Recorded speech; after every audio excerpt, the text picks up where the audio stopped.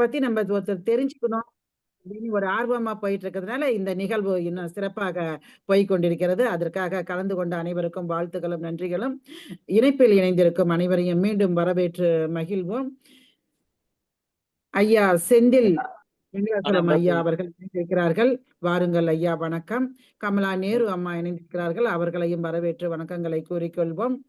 இன்னும் இணைப்பில் இணைந்திருக்கும் அனைவரையும் வரவேற்று மகிழ்கிறோம். அடுத்ததாக திரு லட்சுமி அவர்களை பேச அழைக்கிறேன். வாருங்கள் அம்மா. நன்றி நன்றி. நான் பேசுறது கேக்குதுங்களா? கேக்குதுங்கம்மா, நல்லா கேக்குது, பேசுங்க. தமிழக யாவரும் கேளீர் கலை இலக்கிய மையத்தோட அனைத்து ஆளுமைகளுக்கும் எனது அன்பான வணக்கம். சுயசரிதை என்ன இது இருக்குது, ஆனா படிக்கும் காலத்துல நடந்த ஒரு சம்பவத்தை சுவையானது சொல்றேன். நாங்க பள்ளி இறுதி வகுப்பு முடிஞ்ச உடனேயே வேலை வாய்ப்பு அலுவலகத்துல அப்பையெல்லாம் பதிஞ்சு வச்சிருவோம். அப்புறம் கல்லூரிக்கு போயிட்டு இருந்தோம். அப்புறம் அந்த அதோட ரெனுவல் பண்றது, அதை புதுப்பிக்கிறது அப்படின்னு சொல்லுவாங்க. அந்த கார்டை புதுப்பிக்கிறதுக்காக கல்லூரியில லீவு ஏதோ இருக்கிறப்ப நாங்க போவோம். அப்படி போறப்ப ஒரு தடவை நாங்க 3 பேரு, அமலா, ராதா, நானு 3 பேரும் போவோம். இப்போ நம்ம பெரியார் மதுரைங்க, பெரியார்ல நிலையத்துல இருந்து சொக்கிகுளம் பஸ் ஸ்டாப்புக்கு போகணும். அங்கேதான் அந்த எம்ப்ளாய்மெண்ட் ஆபீஸ். அப்ப நாங்க 3 பேரும் என்ன அப்படின்னா, ஒவ்வொருத்தரா தனித்தனியா டிக்கெட் எடுக்க வேண்டாம், நம்ம 3 பேர்ல ஒருத்தர் 3 பேருக்குமே டிக்கெட் எடுக்கலாம். எடுத்துக்கிட்டு போயிட்டு திரும்ப வர்றப்ப ஒருத்தங்க எடுத்துக்கிட்டு ஒருத்தங்க அவங்க காசுல எல்லாருக்கும் ஸ்நாக்ஸ் வாங்கிக்கிறது அப்படின்ற மாதிரி நாங்க எங்க எழுதப்படாத ஒரு சட்டம்னு வச்சுக்கோங்க. அப்படியே நாங்க சொக்கிகுளத்துல போய் பதிஞ்சிட்டு திரும்ப பஸ் நிறுத்தத்துல நின்று இருக்கப்போ பின்னாடி இருந்து காலேஜ் பசங்க எல்லாம் கிண்டல் பண்ணிட்டே இருந்தாங்க. பெரியார் நிலையம் பஸ் வந்தது. வந்த உடனே கண்டக்டர் சொன்னாரு, முதல்ல லேடிஸ் ஏறட்டும் அப்படின்னு சொன்னாங்க. பசங்க நான் என் கூட இருந்த 2 ஃப்ரெண்டும் ஏறிட்டாங்க. நான் ஏற போறப்ப ஒருத்தன் ஊடால கைய வச்சு அவன் ஏறினான். அவன் ஏறினோடனே அவங்க விசில் கொடுத்து பஸ் கிளம்பி போயிடுச்சு.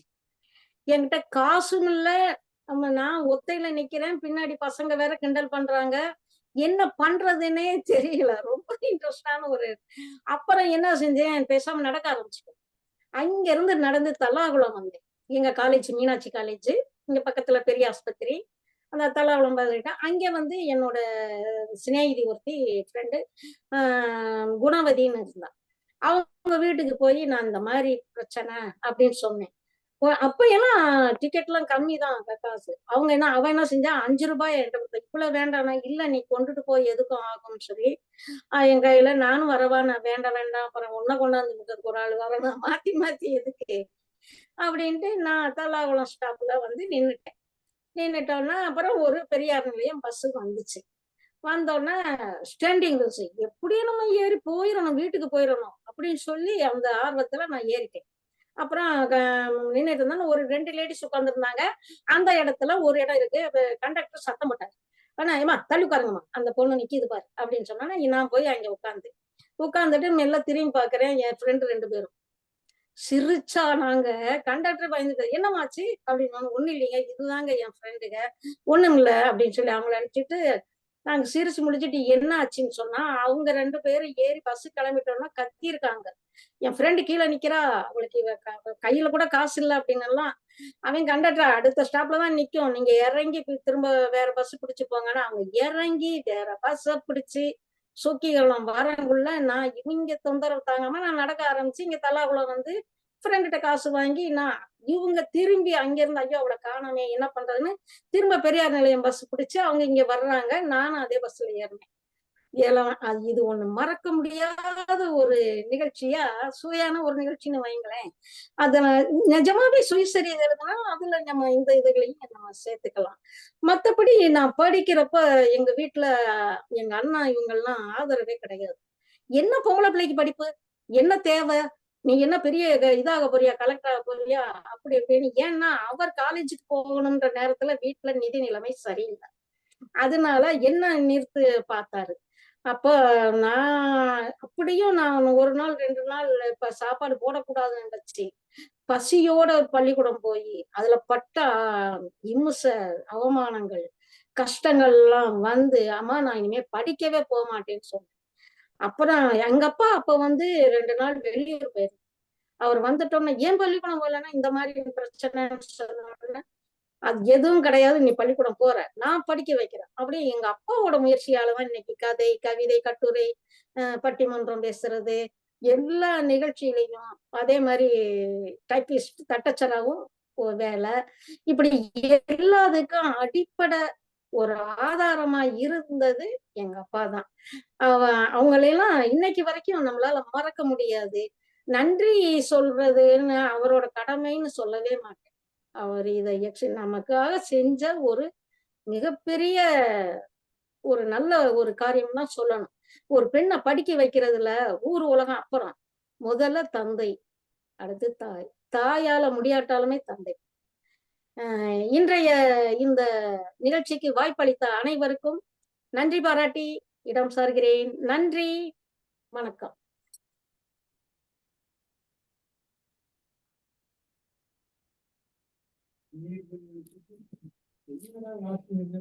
நன்றி அம்மா.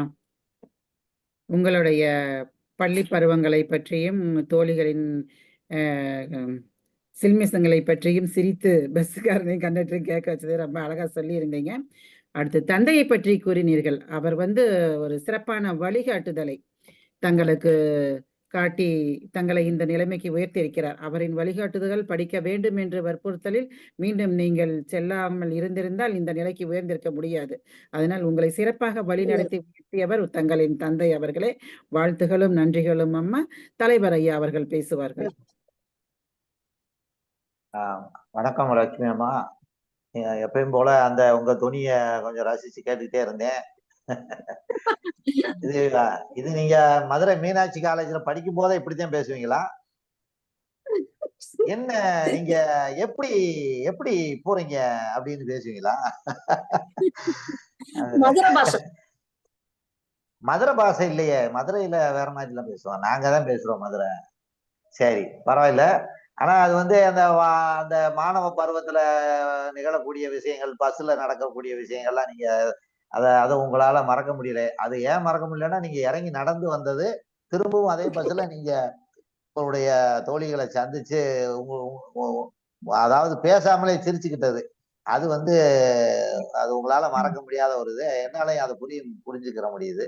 அதே போல அப்படிப்பட்ட ஒரு பொருளாதார நெருக்கடியிலையும் வந்து மகள் வந்து பெண் மகள் படிக்கணும் அப்படின்ற ஒரு அப்ப ஆணாதிக்கம்ன்றது எங்கேயுமே இல்லையே அப்படின்னு தான் யோசிக்க வேண்டியது இருக்கு. ஏதோ ஆணாதிக்கம்ன்றாங்க, ஆனா ஆண்கள் பூராமே மகளை வந்து படிக்க வச்சு முன்னேற்றணும்னு எல்லா ஆண்களும் நினைக்கிறாங்க.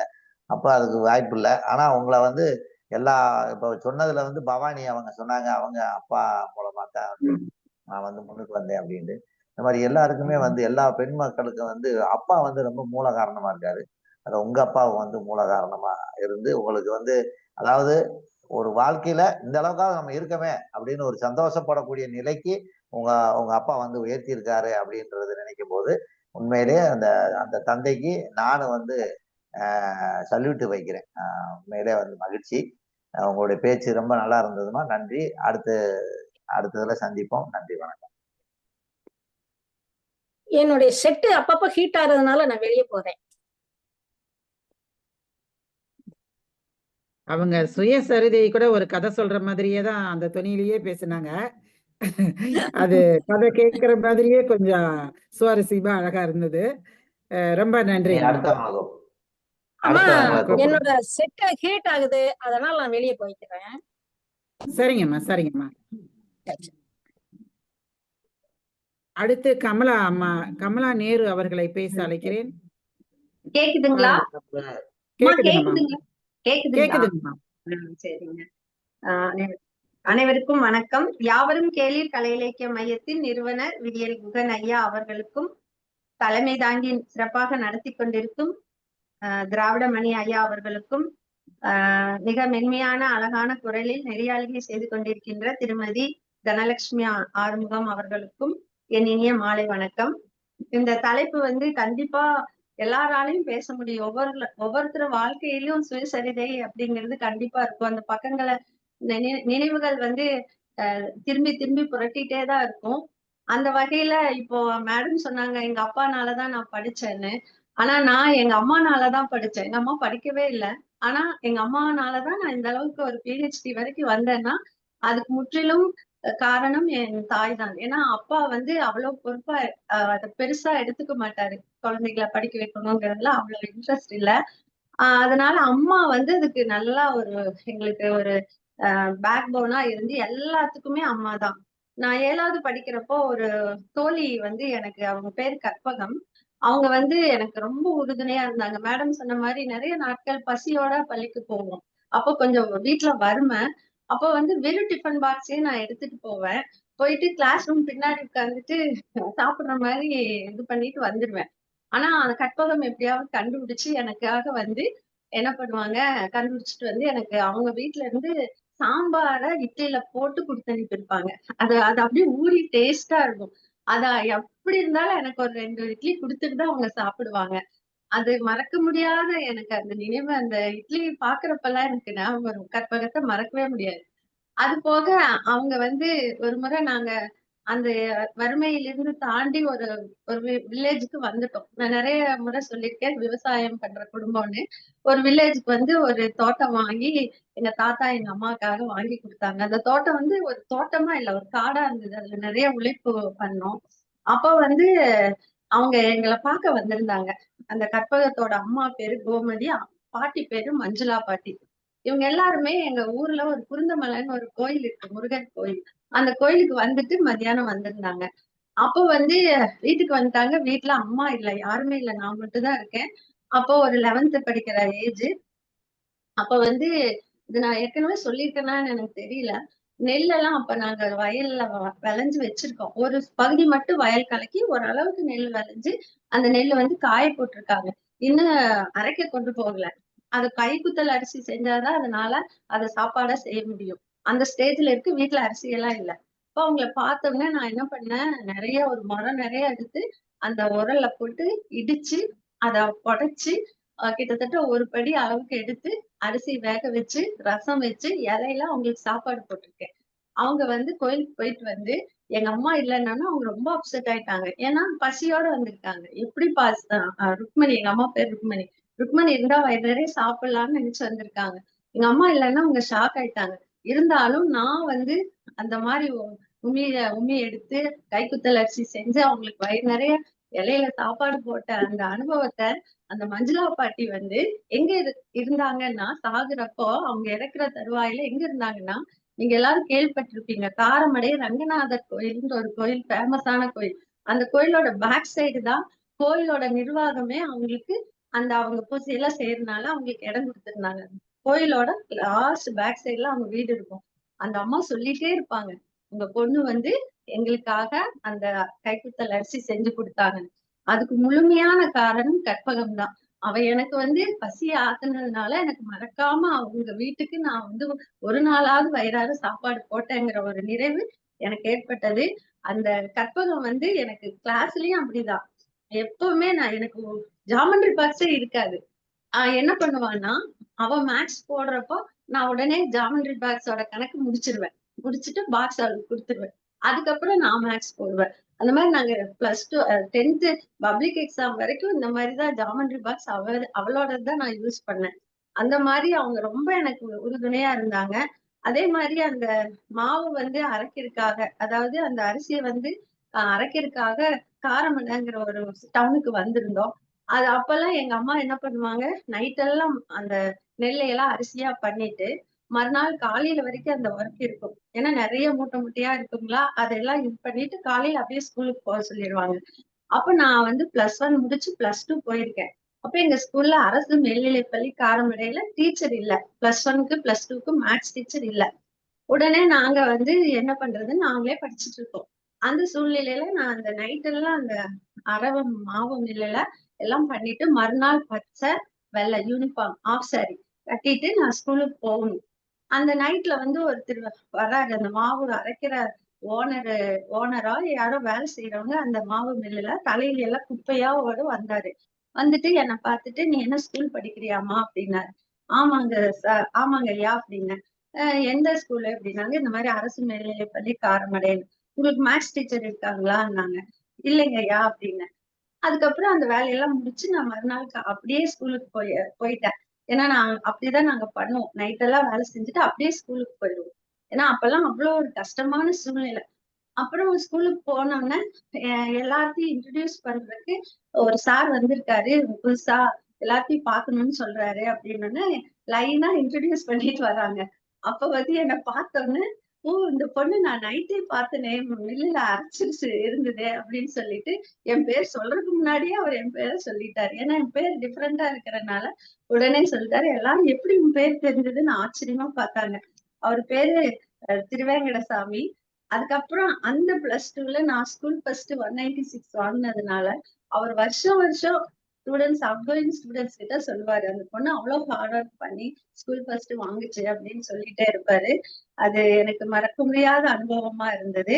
அதுக்கு அடுத்தது நான் வந்து 1 இயர் எங்கேயுமே போகல. ஏன்னா எனக்கு வந்து வசதி இல்லாதனால எங்க அம்மா காலேஜ்ல சேர்த்த முடியல. அதனால நாங்க என்ன பண்ணோம், அரசு கொடுக்கிற தையல் மிஷினுக்காக நான் போய் தையல் கத்துக்கலாம்னு சொல்லிட்டு ட்ரைசம்ட்டு ஒரு ஸ்கீம்ல நான் போய் தையல் கத்துக்கிட்டு இருந்தேன் 1 இயர். அப்ப எனக்கு 2 தையல் மிஷின் எனக்கு ஒண்ணு எங்க அக்காவுக்கு ஒண்ணு கொடுத்தாங்க. அதுல ஒரு தையல் மிஷினை கொண்டு போய் எங்க சித்தி வீட்டுல வித்துட்டு 440 ருபீஸ்க்கு வித்துட்டு கொங்கு கலை அறிவியல் கல்லூரியில நான் ஜாயின் பண்ணேன். மேக்ஸ்ல ஃபர்ஸ்ட் 196ன்னா உடனே சேர்த்திட்டாங்க. அந்த கல்லூரியில படிக்கிறப்பதான் நான் நிறைய வந்து கவிதைகளை சின்ன சின்னதா எழுதுவேன். வெளியெல்லாம் போய் வெளிய காலேஜுக்கு எல்லாம் போய் கவிதை, கட்டுரை அந்த மாதிரி நிறைய பிரைஸ் வாங்குவேன். அந்த சூழ்நிலையில என்னோட கூட படிச்ச மாணவர்கள் வந்து என்ன ரொம்ப கிண்டல் பண்ணுவாங்க. ஏன்னா கால செருப்பு இல்லாம எல்லாம் போயிருக்கேன் நான் காலேஜுக்கு. ரொம்ப எளிமையா இருக்கும். 3 ட்ரெஸ் தான் இருக்கும். மண்டே, வெனஸ்டே வரைக்கும் தான் இருக்கும். அதுக்கப்புறம் திரும்பியும் அந்த ட்ரெஸ் தான் போடணும். மத்த 2 நாளும் அப்படிதான் இருக்கும். ரொம்ப ரொம்ப வறுமையா இருக்கும். ஆனா அவங்க அப்பவும் அவங்க ஃப்ரெண்ட்ஸ் எல்லாம் வந்து என்ன ரொம்ப கிண்டல் பண்ணுவாங்க. அது நாராயணசாமின்னு ஒரு ஸ்டாட்டிஸ்டிக்ஸ் எடுப்பாரு அந்த சாரு. அவர் போர்ட்ல ஏதாவது ஒரு இடத்துல ஒரு மிஸ்டேக் பண்ணிடுவாரு. நான் வந்து எப்பவுமே ஃப்ரண்ட்ல ஃபர்ஸ்டா தான் உட்காருவேன். நான் வந்து அதை நோட் பண்ணிட்டு நான் போர்டுக்கே போய் சொல்லுவேன். சார் இந்த இடத்துல ஒரு கால்குலேஷன் மிஸ்டேக் ஆயிடுச்சு, அதனாலதான் ஆன்சர் வரலன்னு நான் போய் போர்ட்லயே போய் சொல்லுவேன். ஆனா பின்னாடி இருந்து எங்க பசங்க எல்லாம் கமலா எதுக்கு போற, கம்மன் அவரே கண்டுபிடிக்கிட்டோம் அப்படின்னு சொல்லிட்டு என்னை விடவே மாட்டாங்க. ஆனா எனக்கு வந்து அது தாங்க முடியாது. போய் சொல்லி அந்த சம கரெக்ட் பண்ணிட்டு தான் வந்து உட்காருவேன். ஏன்னா நான் ஒரு ஆசிரியரா ஆன அப்புறம் அந்த அனுபவம் வந்து இருக்கு. நம்ம கான்சியஸா போடணும். நாராயணசாமி சார் மாதிரி எங்கேயாவது ஒரு சின்ன தப்பு பண்ணாலும் பசங்க பேச ஆரம்பிச்சிருவாங்க அப்படிங்கிறது எனக்கு திரும்ப திரும்ப நான் கிட்டத்தட்ட 30 வருஷம் ஒர்க் பண்ணதுல அவரை நினைச்சுட்டேதான் கிளாஸ்ல போர்டுல எழுதுவேன். அது மறக்கவே முடியாது. அப்புறம் பிஎஸ்சி படிச்சுட்டு இருக்கிறப்போ அதே கொங்குநாடு ஆர்ட்ஸ் காலேஜ்ல எங்க ரியல் அனாலிசிஸ் எடுத்துட்டு இருந்தாங்க ஒரு மேடம். அவங்க ஹெச்ஓடியாவும் இருந்தாங்க. மேடம் தேவி மேடம் ரொம்ப அழகா இருப்பாங்க. அவங்க நின்னு அந்த கிளாஸ் எடுக்கிற ஸ்டைலே அவ்வளவு அழகா இருக்கும். அந்த காட்டன் சாரி நான் ரசிச்சுட்டே இருப்பேன். அவங்க குழந்தை பிறக்கிறதுக்காக அந்த லீவுக்கு மெட்டர்னிட்டி லீவுக்கு போயிட்டாங்க. அப்ப சொன்னாங்க, யாருக்கெல்லாம் மேக்ஸ் எடுக்கிறதுக்கு இன்ட்ரெஸ்ட் இருக்கோ நீங்க எடுங்கம்மா அப்படின்ட்டாங்க. உடனே நான் கை தூக்கிட்டேன். மேம் நான் எடுக்கிறேன் அப்படின்னு. சரி நான் ஒரு புக் எடுத்து ஒரு ரெஃபரன்ஸ் புக் எடுத்து பேஜ் எல்லாம் மார்க் பண்ணி கொடுத்துட்டு அவங்க போயிட்டாங்க. 3 months அவங்க வரல. நான் அதுதான் சான்ஸ்ன்னு சொல்லிட்டு தோட்டத்துல போய் உட்கார்ந்துட்டு இங்க தோட்டத்துக்கு பின்னாடி ஒரு மலை இருக்கும். பாறையா அங்கங்க இருக்கும். ஒவ்வொரு பாறையிலயும் ஒவ்வொரு தீரம் படிப்பேன். அந்த தீரம் எல்லாம் அப்படியே எனக்கு ரசிச்சு ரசிச்சு சொல்லி சொல்லி பாத்துக்குவேன். போயிட்டு போர்ட்ல அப்படி ரசிச்சு எடுப்பேன். ஒவ்வொரு தீரம், அந்த சம்ஸ் எல்லாமே எடுப்பேன். பசங்க எல்லாம் என்ன சொல்லுவாங்க, மத்த கிளாஸ் மிஸ் பண்ணாலும் டேய் கமலா எடுக்கிறா வாங்கடா அப்படின்னு கூட்டிட்டு வந்துருவாங்க. மத்த எல்லாருமே கிளாஸ்ல அட்டென்ட் பண்ணிடுவாங்க. கடைசியில பார்த்தா யாருமே அரியர்ஸ் வாங்கல. இப்பவும் என் ஃப்ரெண்ட்ஸ் சொல்லுவாங்க, நீயே 3 வருஷம் எடுத்திருந்தா நாங்க யாரும் அரியர்ஸ் வாங்கியிருக்க மாட்டேன். நான் அந்த ரியல் அனாலிசிஸ்ல சென்டம் வாங்கினேன் பிஎஸ்சி ஃபைனல் இயர்ல. எனக்கு இன்னும் அந்த சென்டம் வாங்கின பேப்பர் மறக்கவே முடியாது. அதுக்கு காரணம் தேவி மேடம் தான். அப்புறம் தேவி மேடம் ரீசெண்டா ஒரு கல்யாணத்துல பார்த்து சொன்னேன், மேம் உங்களால நான் ரியல் அனாலிசிஸ்ல சென்டம் வாங்கினேன்னு. அவங்க சொன்னாங்க, நான் 5 சப்ஜெக்ட்லயும் சென்டம் என்னோட காலேஜ் டேஸ் அப்படின்னாங்க. அப்ப அவங்க எவ்வளவு திறமைசாலியா இருந்திருப்பாங்கன்னு பாருங்க. நான் ஒரு சப்ஜெக்ட், அவங்க 5 சப்ஜெக்ட்ல சென்டம் வாங்கினவங்க. இந்த மாதிரி நல்ல நினைவுகள் எல்லாம் மறக்கவே முடியாது. அதுக்கப்புறம் வந்து அவங்க ஒரு சீனியர் வந்து ஒரு கவிதை போட்டியில ஜெயிச்சுட்டாரு. ஜெயிச்சுட்டு வந்த நேரம் உடனே ஆயிடுச்சு. சார் நீங்க மட்டும் எப்ப பார்த்தாலும் அவன் பேரு பாலாஜி, நீ மட்டும் எப்ப பார்த்தாலும் ஃபர்ஸ்ட் பிரைஸ் வாங்குற, இப்போ வேற காலேஜுக்கு எல்லாம் போயிட்டு நாங்க வந்த டீச்சர் உடனே நீங்க செகண்ட் பிரைஸ் டீச்சர் தேர்ட் நேரம் பிரைஸ் கிடைக்கும் எங்களுக்கு. சொல்லுங்க சார். இல்ல சார் ஏதாவது நேரம் கடந்துருச்சு. இதுக்கு நேரம் ஆயிருச்சு. நேரம் இது கடந்துருச்சு. மட்டும் சொல்லிடுறேன். அவரு அதுக்கு இல்ல அவரு ஒரே ஒண்ணே ஒண்ணு இதோட முடியுது, ஒரே சொல்லுங்க சொல்லுங்க. இதோட முடியுது. அப்ப அவரு சொல்லுவாரு, நான் கதாநாயகிய கடைசியில சாகடிச்சுட்டேன், அதனாலதான் எனக்கு ஃபர்ஸ்ட் பிரைஸ் கொடுத்தாங்க அப்படிம்பாரு. எனக்கு அப்பப்ப தோணும், இவ்வளோ கதாநாயகியை சாகடிச்சுட்டா கதையில பிரைஸ் கிடைச்சிடுமோ அப்படின்ட்டு. இது வரைக்கும் அது கேள்விக்குறியாவே இருக்கு. சோ அவர் தான் என்னோட ஆட்டோகிராஃப்ல எழுதி கொடுத்தாரு. பாரதியாரோட சந்திரமதிங்கிற ஒரு பாட்டு எனக்கு எழுதி கொடுத்தாரு. அந்த ஆட்டோகிராஃப் இன்னும் வச்சிருக்கேன். அது பச்சை குழந்தையடி கண்ணின் பாவையடி சந்திரமதி இச்சை, அந்த சந்திரமதி இடத்துல கமலான்னு போட்டாரு. இச்சை கிணி அமுது என்ன எந்த நிறுவலிக்கு தேனிலவு நச்சு தலை பாம்புக்குள்ளே நல்ல நாகமணி உள்ளது போல் துச்சம்படு நெஞ்சினிலே சோதி வளருதடி அப்படின்னு சொல்லி அவர் எழுதி கொடுத்தாரு. அவரு சீனியரு. இன்னும் அந்த ஆட்டோகிராஃப் எல்லாம் வச்சிருக்கேன். இந்த மாதிரி நிறைய கவிதை அனுபவங்கள் வாழ்க்கையில நடந்த சில நிகழ்ச்சிகளை உங்க கூட பகிர்ந்துகிட்டேன். இன்னைக்கும் நான் கேளிர் இலக்கிய முற்றம், வெள்ளி இலக்கிய மேடை, அப்புறம் நம்ம நிகழ்ச்சி யாவரும் கேளிர், தும்பி, இதுல எல்லாம் கவியரசு பத்தி ஏதோ ஒண்ணு சொல்லிட்டு என்னோட ஆசையை நிறைவேற்றிக்கிறேன். இந்த வாய்ப்பை எனக்கு இன்னும் மற்ற நண்பர்களுக்கு கொடுத்த இந்த இலக்கிய நிகழ்ச்சிக்கு நன்றி கூறி விடைபெறுகிறேன். நன்றி, வணக்கம். நன்றிங்கம்மா, நன்றிங்கம்மா. மிகவும் சிறப்பான ஆரம்பத்துல ரொம்ப சோகமான இதா கூறினீங்க. உங்களுடைய இதை பற்றி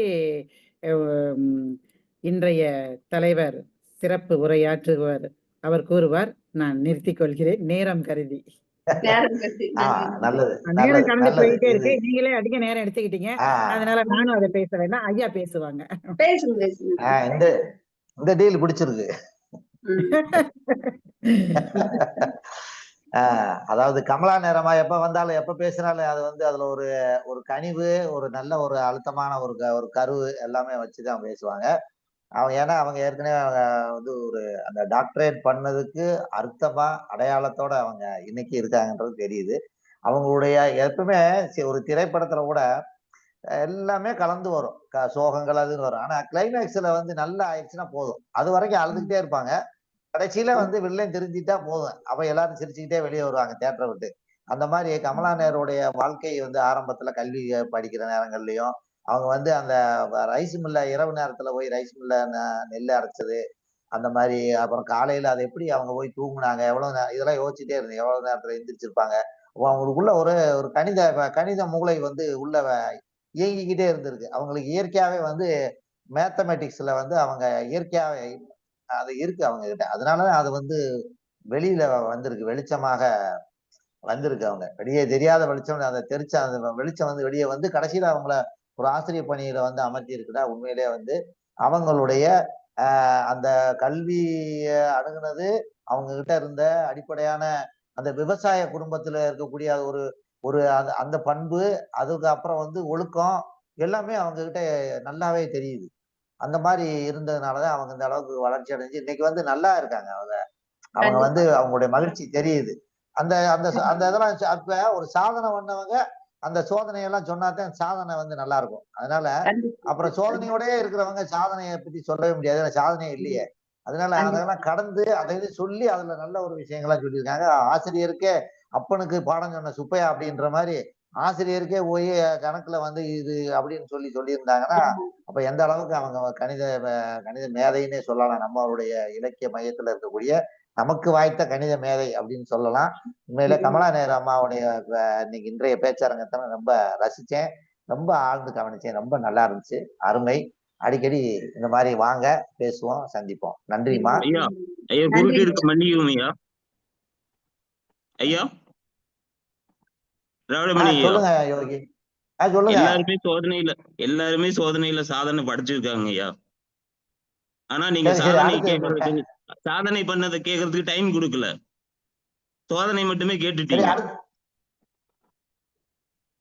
சரி ஓகே, தொடருங்க. மீண்டும் இன்னொரு நிகழ்வு வைப்போம். தங்களின் சாதனைகளை பேசுவீர்கள் ஐயா. யதார்த்தம் கலந்த ஒரு நிகழ்வை நம் கமலா நேரு அம்மா அவர்கள் இன்று நம் நிகழ்வில் நம்முடன் பகிர்ந்து கொண்டார்கள். எதை வந்து சொல்வது, இதெல்லாம் நம்ம சொல்லக்கூடாது, இன்னைக்கு நம்ம நல்ல நிலைமையில இருக்கிறோம், அதையும் சொல்லணும் அப்படின்னு இல்லாம, எடுத்தது முதலாக தன் பட்ட வறுமைகளையும் கஷ்டங்களையும் அவமானங்களையும் கிண்டல் கேலிக்கு ஆளாகியதையும் பேசி நம்முடன் பகிர்ந்து கொண்டது ஒரு யதார்த்தமாகவும், அதுதான் தனக்கு கிடைத்த அடித்தளம், நான் இவ்வளவு மேன்மைக்கு வர அப்படின்னு அதை ஒரு சிறப்பா சொல்லி முடிச்சிருக்காங்க. மிகவும் நன்றி அம்மா. நிகழ்வில் நம் யாவரும் கேளு கலை இலக்கிய மையத்தின் பொருளாளர் சரவணன் ஐயா அவர்கள் இணைந்திருக்கிறார்கள். அவரை வருக என்று வரவேற்று மகிழ்வோம். அடுத்ததாக செந்தில் வெங்கடாசலம் ஐயா அவர்களை பேச அழைக்கிறேன். வாருங்கள் ஐயா. அனைவருக்கும் ஐயா, மணி 8:35. அந்த நேரத்தை நீங்களும் பாத்துங்க, கொஞ்சம் அழகா சொல்லுங்க. உங்களுடைய வார்த்தைகளை கேட்கறதுக்கு ஆவலோடு காத்திருக்கிறோம். அனைவருக்கும் பணிவான வணக்கம். இன்றைய நிகழ்வு பல்சுவை அரங்கத்தில் என் சுயசரிதையின் சுவாரஸ்யமான பக்கங்கள். சிறு வயதிலேயே என் அம்மாவின் அப்பா தாத்தாவின் வீட்டிலே தான் வாழ்ந்து வந்தேன். அங்கு தொடக்க கல்வி பயிற்று மற்றும் உயர்நிலை கல்வி அரசு பள்ளிகளிலும், அரசு உதவி பெறும் மேல்நிலை கல்வி மற்றும் ஆசிரியர் பயிற்சி நாமக்கல் அரசு பயிற்சி நிறுவனத்திலும் படித்து வேலைக்காக காத்திருந்த காலகட்டத்தில் பல்வேறு தொழில்களில் நாமக்கல் பகுதியில் நிதி நிறுவனத்தில் பணிபுரிந்து கணக்கு எழுதுவதற்கு சென்று பல சிரமங்களை அனுபவித்து 1999 அரசு பணி கிடைத்தலிருந்து குடும்பத்தினுடைய வறுமை நிலை சில மாற்றங்கள் இருந்தது. தாத்தாவினுடைய வளர்ப்பினால் ஒரு அரசு பதவி கிடைத்ததற்கு அவருடைய முழு முயற்சியே தான் காரணம். என்னுடைய வாழ்க்கையில் மறக்க முடியாத நபர், மனித தெய்வமாக கருதப்படக்கூடியவர் எனது அம்மாவின் அப்பா தாத்தா தான் என்பதை நான் இங்கு மிகவும் வலியுறுத்தி சொல்லுகின்றேன். மேலும் அப்பா, தாத்தா, பாட்டி, பெரியப்பா, பெரியம்மா, தந்தை சிறு வயதிலே என்னை விட்டு சென்று விட்டார். இந்த வறுமையான சூழ்நிலையில் விசைத்தறியினுடைய கூலி வேலைக்கு சென்று கொண்டிருந்தேன். பிறகு ஒவ்வொரு சூழ்நிலையிலும் இருந்து அரசாங்கத்தால் வரவேற்கப்பட்ட பதவி 1999 கிடைத்தது. பிறகு வீட்டிலிருந்தே பிஎட் தமிழ் மற்றும் எம்ஏ தமிழ் படித்து மற்றும் ஆசிரியர் பணி கிடைத்தவுடன் எம்பிஎல், பிஎட், பிஹெச்டி, பிஎஸ்சி உளவியல், பிஏ ஆங்கிலம் போன்ற படிப்புகளை மேற்கொண்டு படித்துள்ளேன். இதுவரை சமுதாயத்தில் நிகழ்த்தன்மைக்கூடிய ஒரு வார்த்தைகள் என்னவென்றால், ஆசிரியர் பணிகளில் சேர்ந்து சமுதாயத்துக்கு சில பணியாற்றக்கூடிய நிகழ்வுகள் வாய்ப்புகள் கிடைக்கப்பட்டது. அந்த வாய்ப்புகள் மூலமாக இதுவரை 16 நபர்கள் ஒன்றும் இல்லாத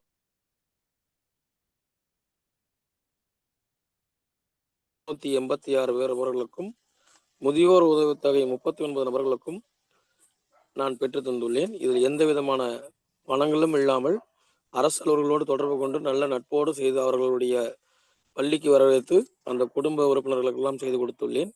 பள்ளி குழந்தைகளுக்கு நம்மை சார்ந்த வருவாய்த்துறை மற்றும் ஊரக வளர்ச்சித்துறை எண்ணற்ற பரிசு பொருள்களை அவர்கள் பள்ளி விழாக்களில் வருகை தந்து பெற்றுத்தர உந்துதலாக இருந்துள்ளேன். நமக்கு படிக்கின்ற பள்ளியினுடைய குழந்தைகள், ஆசிரியர்கள் மற்றும் சில சமூக தொண்டுநர்களோடு ஈடுபாடு கொண்டு அந்த பள்ளிக்கு தேவையான வசதி வாய்ப்புகளை பெற்று தந்துள்ளேன். மேலும் முக்கியமான விழா தினங்களில் அவர்களுடைய பரிசு பொருட்களும் குழந்தைகள், பெற்றோர்கள், சமுதாயங்கள் எந்த அளவுக்கு நம்முடைய தேவைகள் பூர்த்தி செய்ய வேண்டுமோ அதை என்னால் முடிந்ததை அரசால் பெற்றுத்தரக்கூடிய வாய்ப்புகளை உருவாக்கப்பட்டுள்ளேன். என்னை நிகழ்ந்த நிகழ்வுகள் என்றது என்னை வளர்த்தவர் இன்று இல்லை. அவர் மூலமாக நான் பெற்ற நிகழ்வு தன்மை எண்ணற்ற அரசினுடைய மிக உயர் பதவியில் இருக்கக்கூடிய அலுவலர்களோடு நம்மோடு நட்பாக இருக்கக்கூடிய வாய்ப்புகளை நான் இந்த கல்வித்துறை மூலமாக பெற்றுள்ளேன். மேலும் சில வறுமை சூழ்நிலை காரணமாக ஏற்பட்ட இன்னல்களை எல்லாம் இன்று நிறைவான சூழ்நிலைக்கு கொண்டு வருவதற்கு பாடுபட்ட என் சுவாரஸ்யமான சூழ்நிலையில் நெகிழ வைத்த என்னுடைய மனித தெய்வம் தாத்தா தான் என்று கூறி நிறைவு செய்கிறேன். நன்றி, வணக்கம்.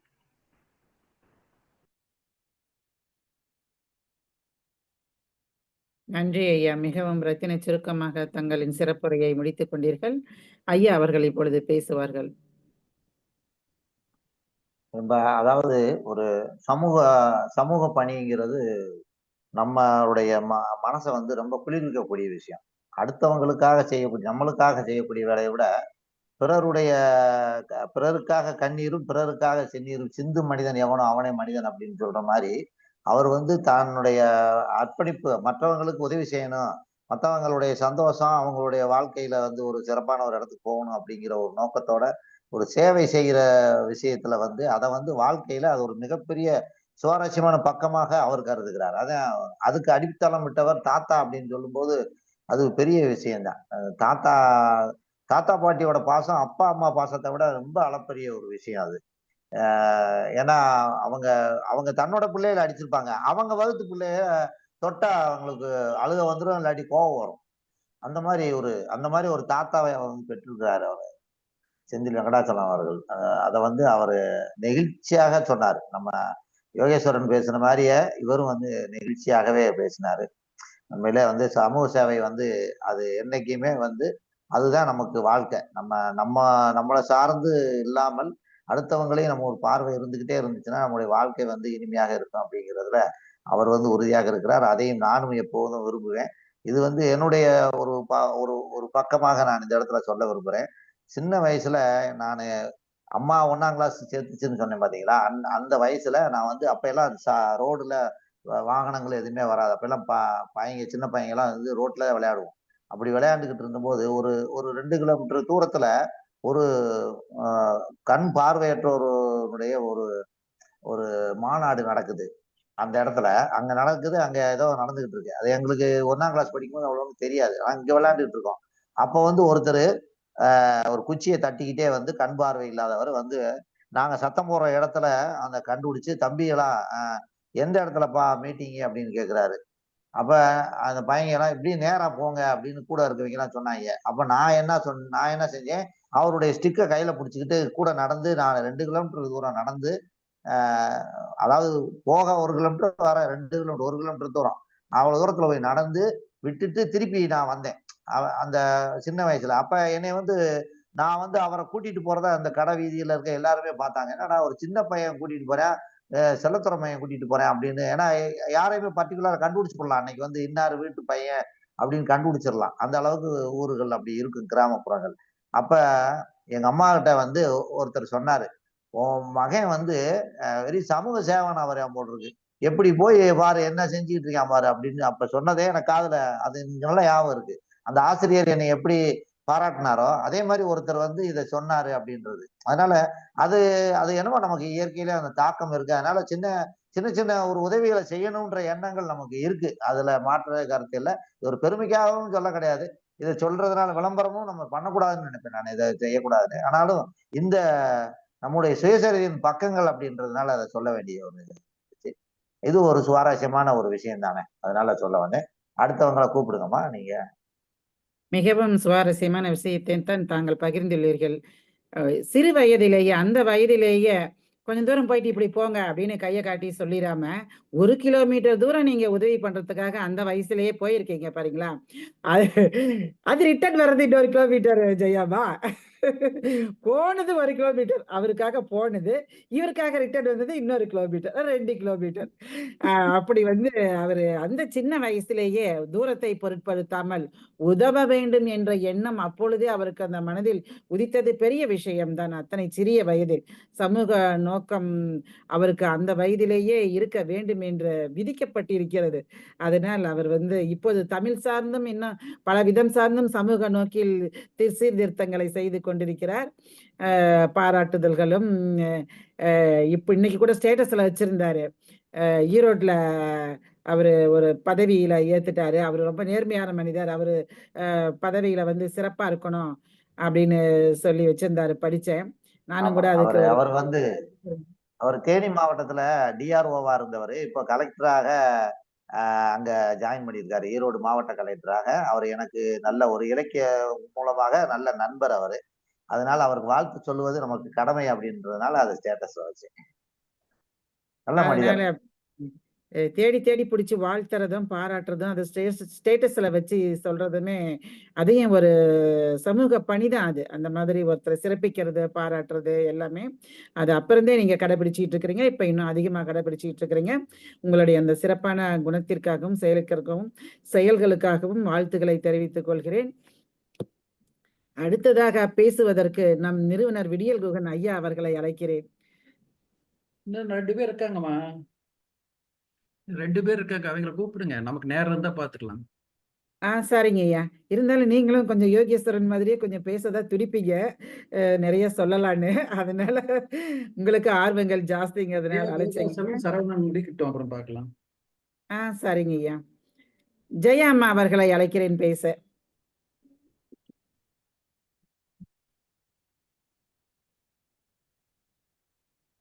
அம்மா மியூட் நன்றி. எடுத்துட்டு பேசுங்க.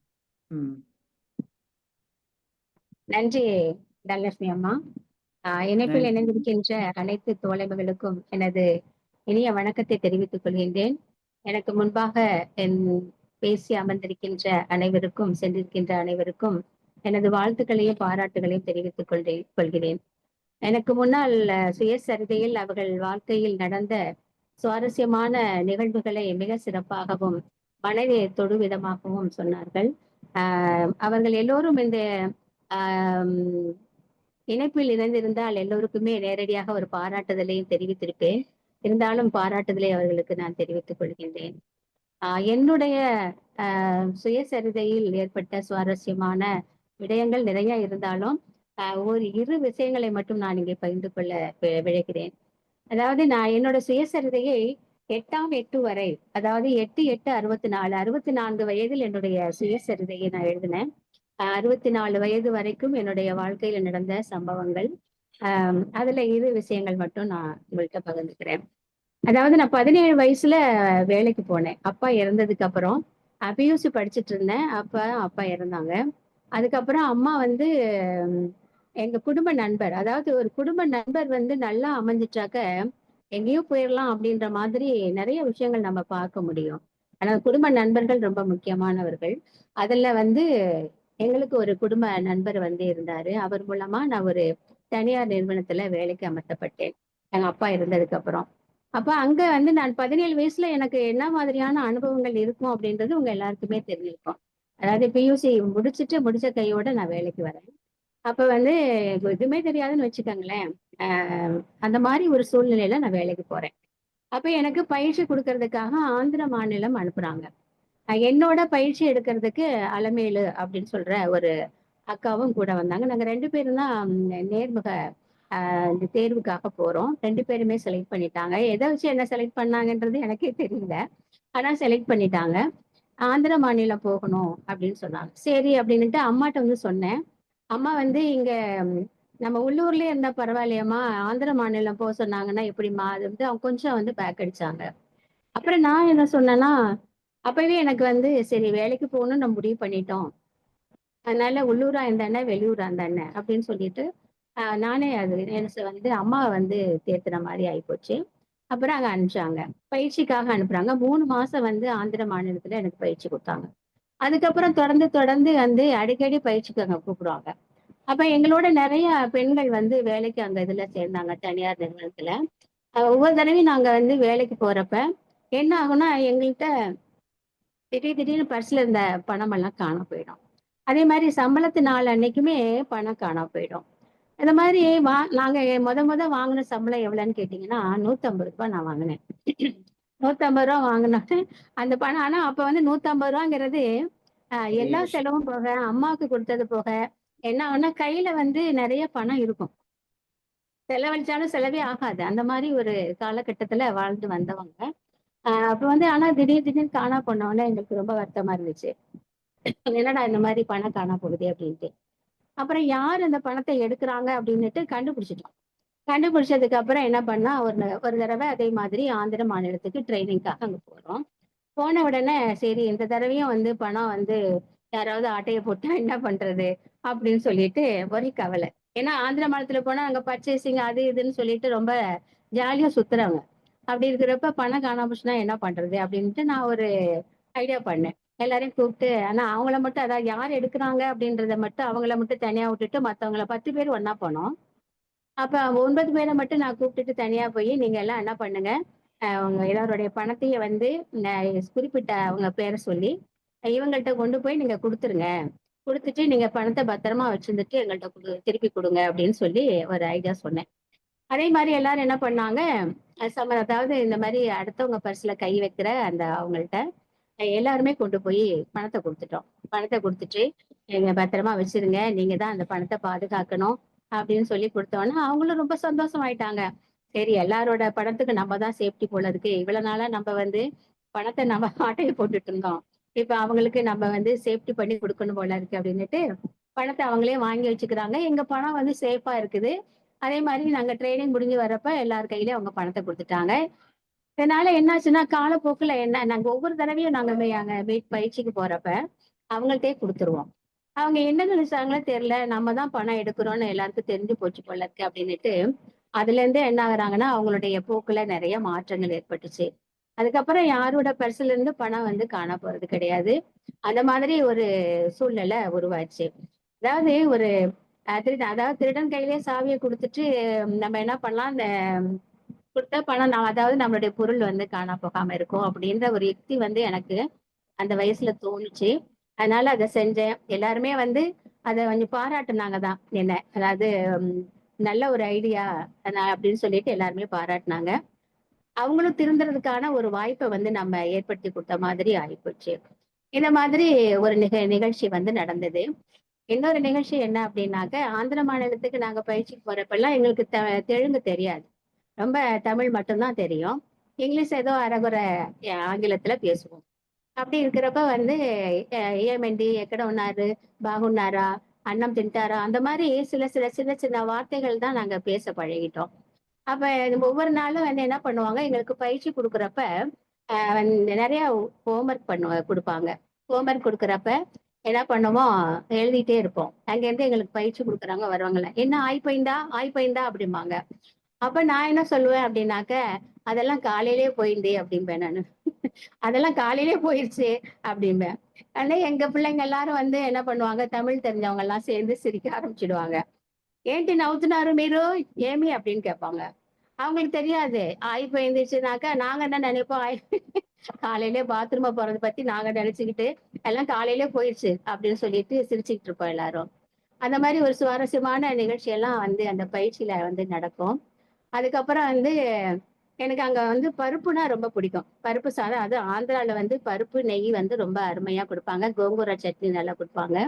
அந்த சாப்பாட்டுல எனக்கு ஆந்திரா சாப்பாட்டுல எனக்கு பிடிச்ச ஐட்டம் அது. நான் எப்பவுமே என்ன பண்ணுவேன், அடுத்தடுத்து ரசம் மோர்லாம் கேட்க மாட்டேன், பருப்பையும் வாங்கி சாப்பிட்டுருப்பேன். அதை வந்து ஒருத்தர் பார்த்துக்கிட்டே இருந்திருக்காரு, அது எனக்கு தெரியாது. அப்படி இருக்கிறப்ப என்னாச்சுன்னா ஒரு நாள் 10 நாள் 15 நாள் ட்ரைனிங் எல்லாம் நாங்க போவோம். இதை டெய்லி கவனிச்சுட்டே இருந்தவர் ஒரு நாள் என்ன பண்ணாரு, நாங்க எல்லாரும் வந்து ஒரு மீட்டிங்காக உட்கார்ந்துருக்கோம். அந்த பொறுப்பாளர் என்ன பண்றாரு, பேசுறாரு, தெலுங்குல பேசிட்டு இருக்கிறாரு. நாங்கெல்லாம் வரிசையா உட்கார்ந்துருக்கோம். அப்ப வந்து அவரு என்ன சொல்றாரு அப்படிங்கிறத எனக்கு புரியல. அதனால என் பக்கத்துல ஒருத்தர் உட்கார்ந்துருந்தாரு. அவர்கிட்ட வந்து வாட் டிட் ஹி சே அப்படின்னு சொல்லிட்டு நான் அதை வந்து ஆங்கிலத்துல கேட்கிறேன். கேட்ட உடனே அவர் என்னை அப்படியே பார்த்துட்டு பப்பு அப்படின்னாரு. பப்பு அப்படின்னா, பப்புனாக்க பருப்புன்னு அர்த்தம். பருப்புனா வந்து அங்கதான் பப்பு அப்படின்னு சொல்லுவாங்க. அப்படி சொன்னோம்னா என்னடா இது, நம்ம என்ன ஒரு ட்ரெயினர் வந்து என்ன சொல்றான்னு கேட்டா அவர் பப்புங்கிறாரு அப்படின்னு சொல்லிட்டு எனக்கு வந்து மாதிரி ஆயிடுச்சு. அதுக்கப்புறம் தான் எனக்கு ஸ்ட்ரைக் ஆனிச்சு, இந்த மனுஷன் வந்து நம்ம பருப்பு அடிக்கடி வாங்கி சாப்பிட்றத மனசுல வச்சுக்கிட்டு இப்படி சொல்றாரு, நம்மளை கிண்டல் பண்றாரு அப்படின்னு சொல்லிட்டு நான் எப்படி நினைச்சுக்கிட்டேன். அப்புறம் வந்து என்னை எப்ப பார்த்தாலும் அவர் என்ன பண்ணுவாரு, ஏமிண்டி பப்புக்காரு பாகுண்டாரா மீது அப்படிம்பாரு. பாகுண்டானாண்டி பப்பு காவாலனா மீக்கு அப்படின்னு நானும் கிண்டல் பண்ணுவேன். இந்த மாதிரி சுவாரஸ்யமான அந்த இள வயதுல வந்து சுவாரஸ்யமான விஷயங்கள்லாம் நடந்திருக்குது. நிறைய விஷயங்கள் வந்து என்னுடைய சுயசரிதையில 8ஆம் 8 வரை என்ற புத்தகத்துல எழுதியிருக்கிறேன்.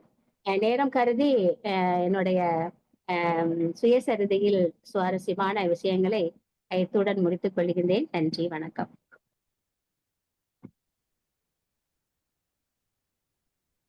அருமை, நன்றிங்கம்மா. ரொம்ப அழகா சொன்னீங்க. ஆந்திர மாநிலத்தை பத்தி பேசுனீங்க. உங்களோட பேச்ச வந்து என்ன கூறினீங்க, நம்ம ஐயா பேசுவாங்க. என்ன கூறுறாங்க இந்த வரைக்கும் கேட்டு ரொம்ப ரசிச்சோம். ரொம்ப அழகா இருந்துச்சு. என்ன நம்ம பேசுறத நாம மட்டும் கேட்கிற நிலையில வந்து உட்கார்ந்துருக்கோம் இப்ப. அதுதான் பெரிய பெரிய சுவாரஸ்யமான விஷயம். ஆமா ஆமா, இருந்தாலும் ஐயா வந்து நம்மள பதிவு செஞ்சு வச்சிருக்காருன்னு நம்பி பேசுறோம். ஒரு நாளைக்கு பாத்துக்கலாம், ஒன்றும் பிரச்சனை இல்லை. ஆனா நல்லா ஜோக்கா சொன்னீங்க. நல்லா இந்த தெலுங்கு மொழிய நல்லாவே பேசுறீங்க. தெலுங்கு நல்லா கத்துக்கிட்டீங்க போல இருக்கு அந்த பயிற்சியில. நல்லா இருந்தது. அதே மாதிரி அடிக்கடி அந்த திருடங்கையில சாவி கொடுக்குற அந்த உத்தி வந்து அது சும்மா சொல்லுவாங்க. அதை வந்து அதை இதுலயே பயன்படுத்தி பார்த்துட்டீங்க. அதாவது அதை எப்படி சொல்றது, அதை வழக்கத்திலேயே கொண்டு வந்து அதை அப்படியே இது பண்ணி காட்டிட்டீங்க. திருடங்கையில சாவி கொடுத்து பார்ப்போம் அப்படின்றத நீங்களே கொடுத்து உங்களுடைய வாழ்க்கையிலே அந்த சம்பவத்தை வந்து நினைவு கூர்ந்தது ரொம்ப சுவாரஸ்யமாக இருந்தது. அதாவது ஒரு படத்துல கூட, மகாதேவின்ற படத்துல எம்ஜிஆர் வந்து கேம்ப் போட்டு படுத்திருப்பாரு. வீரப்பா வந்து எம்ஜிஆரை கொல்றதுக்காக ஒரு ஆளை கத்தியை கொடுத்து அனுப்பியிருப்பாப்புல. அப்ப வந்து அந்த ராத்திரியில போய் எம்ஜிஆரை போய் குத்துறதுக்காக கிட்ட நெருங்கிடுவாரு. நெருங்கின உடனே அவரு அந்த சத்தத்துல அவர் லேசா கண் விழிச்ச உடனே டக்குன்னு கையை பிடிச்சு முறுக்கி அப்படியே கத்தியை பிடிங்கிடுவாரு எம்ஜிஆர். அப்ப சொல்லு, உன்னை யார் அனுப்புனாங்க அப்படின்ன உடனே இந்த மாதிரி கருணாகரன் அப்படின்னு சொன்ன உடனே அவர் வந்து நண்பர், எம்ஜிஆரோட நண்பர். அடடா என்ன இப்படி பண்ணிட்டானே அப்படின்ட்டு அவரை அறியாமல என்ன பண்ணுவாரு, அந்த கத்தியை குத்த வந்தவன் திரும்ப கையில கொடுத்துட்டு அப்படியே போய் அந்த பக்கம் திரும்பி நிற்பாரு எம்ஜிஆர். அப்ப இந்த கத்தியை வாங்கிட்டு அவரையும் பார்த்துட்டு அப்படியே அந்த அந்த ஆக்ஷன் அந்த ஆளு வந்து பார்ப்பாரு. அப்படியே நீங்க இவ்வளவு பெரிய நல்லவர்கள் எனக்கு தெரியாதுங்க அப்படின்னு காலை பிடிச்சு கெஞ்சுவாங்க. இதுதான் வந்து ஒரு மனுஷனை வந்து நல்லவங்களை ஆக்குறதுக்கான ஒரு சூழ்நிலை. எப்பயுமே பாசிட்டிவா இருந்தாலே நமக்கு எப்பயுமே நன்மைதான் பிறக்கும் அப்படின்றதுதான். அதே மாதிரி நீங்க உங்களை சுவாரஸ்யமா சொன்னீங்க, ரொம்ப சந்தோஷம், மகிழ்ச்சி. இணைத்தலைவர் அவர்களுக்கு மிக்க நன்றி. கமலா நேரமா படத்தை மட்டும் வச்சுட்டு போயிட்டாங்க.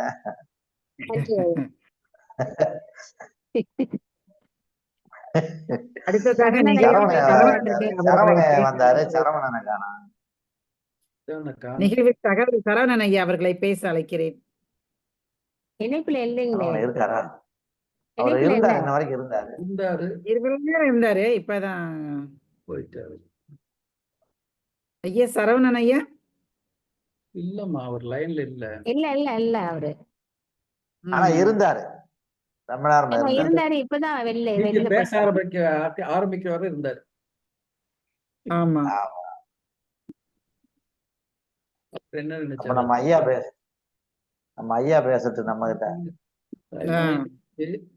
நான் என்ன சொல்றது வேற சுவாரஸ்யம்னா மகிழ்ச்சி சொல்லிட்டீங்க. அதாவதுங்க இல்ல நீங்க சுவாரஸ்யமா, நீங்க ஒரு நீதி அரசர், முன்னாள் நீதி அரசர், உங்க வாழ்க்கையில ஏகப்பட்ட சம்பவங்கள், அது சுவாரஸ்யமான சம்பவங்கள் நிறைய இருக்கும். அதுல ஒண்ணு ரெண்டு எடுத்து விடுங்க. நீதிமன்றத்துல சுவாரஸ்யமான விஷயம் எல்லாம் எதுவும் ஞாபகத்துல இல்ல. ஐயா பேச வரும்போதே திருவிளையாடல் நாகேஷ் மாதிரி புலம்பிட்டு வந்துட்டாரு. என்ன பேசுறது, என்ன சொல்றது? ஆமா, சரி, நல்லது. முடிஞ்ச வரைக்கும் சுருக்கமா சொல்ல பார்ப்போம். நமக்கு எல்லாரும் சொல்ற மாதிரி எவ்வளவு நேரம் வேணா சொல்லிக்கிட்டு இருக்கலாம். ஆனா கொஞ்சம் 1-2 மட்டும் சொல்ல முயற்சி பண்றேன். அதாவது ஒரு டீ ஷாப்ல நீங்க, நானு, இணைத்தலைவர், செயலாளர் உட்கார்ந்துருக்கார் ரவுண்ட் டேபிள்ல. இப்ப நம்ம பேசுறோம். ஆமா, கமலா நேரமா மட்டும் நம்ம பக்கத்துல இருக்காங்க. ஆமா, அவங்க காணோம். விமலா இடத்துல கமலா நேர் இருக்காங்க. ஆமா, சரி, ஓகே, நல்லது. அதாவது நிழலின் அருமை வெயிலில் தெரியும்பாங்க. ஆக நிழலை பத்தி நம்ம எவ்வளவுதான் அருமையா பேசினாலும் வெயில் எப்படி இருந்ததுங்கிறத புரிஞ்சுக்கிட்டா தான் நிழலுடைய அருமையே தெரியும். அதனால வாழ்க்கையில வந்து துன்பம் கஷ்டங்கள் எல்லாம் எவ்வளவு தூரம் வந்ததுன்னு தெரிஞ்சாதான் நம்ம அடைஞ்ச இன்பத்தினுடைய மகிழ்ச்சியினுடைய வீச்சு எவ்வளவு தூரம் இருந்ததுங்கிறத புரிஞ்சுக்க முடியும். அதனால வாழ்க்கையில பெரும்பாலும் வந்து எல்லாம் மாறி மாறித்தான் வரும், ஒரே மாதிரி வராது, மாறி மாறித்தான் வரும். கொஞ்சம் அதாவது வாழ்க்கையின் சுவாரஸ்யமே எப்ப சாவுங்கிறது தெரியாததும் அடுத்து என்ன நடக்குதுங்கிறது தெரியாதுன்னு தான். அடுத்து என்ன நடக்குதுங்கிறது தெரிஞ்சிருந்தா நம்ம வாழ்க்கையில சுவாரஸ்யம் இல்லை. அதே போல எப்ப சாவோன்னு தெரிஞ்சிருந்தாலும் வாழ்க்கையில சுவாரஸ்யம் இல்லை. ஆக சுவாரஸ்யங்கிறதுல அடுத்து வரக்கூடியது இன்பமாவும் இருக்கலாம், துன்பமா இருக்கலாம், கடந்துகிட்டே போயிட்டே தான் இருக்கு வாழ்க்கை. அப்படி நிறைய வாழ்க்கையில் சம்பவங்கள் இருக்கு. சுருக்கமா முடிஞ்ச வரைக்கும் சொல்றேன். நான் எனக்கு வந்து சுவாரஸ்யமா தோணக்கூடிய விஷயங்கள் சொல்றேன். அதுக்கு இன்பம், துன்பம், கஷ்டம், நஷ்டம் எல்லாம் கலந்தது தான். தலைவர் பொறுத்துக்கணும். தலைவர் பொறுத்துக்கணும். ஐயா ஐயா அதாவது இது உங்களுக்கு சகல உரிமையும் சகல எல்லாமே இருக்கு, அதிகாரம் இருக்கு, ஏன்னா நீங்க நான் பேசலாம். வாழ்க்கையில சந்தோஷங்களை அதிகமா பெற்றேனா துன்பங்களை அதிகமா பெற்றேன்னுங்கிறதுல கணக்கு போட்டு பார்க்கும்போது கொஞ்சம் துன்பம் தூக்கலா இருக்க மாதிரி தெரியுது. அதனால இல்ல சொல்லிட்டேன். எல்லாருக்குமே சரி, எல்லாருக்குமே தான். அதான்.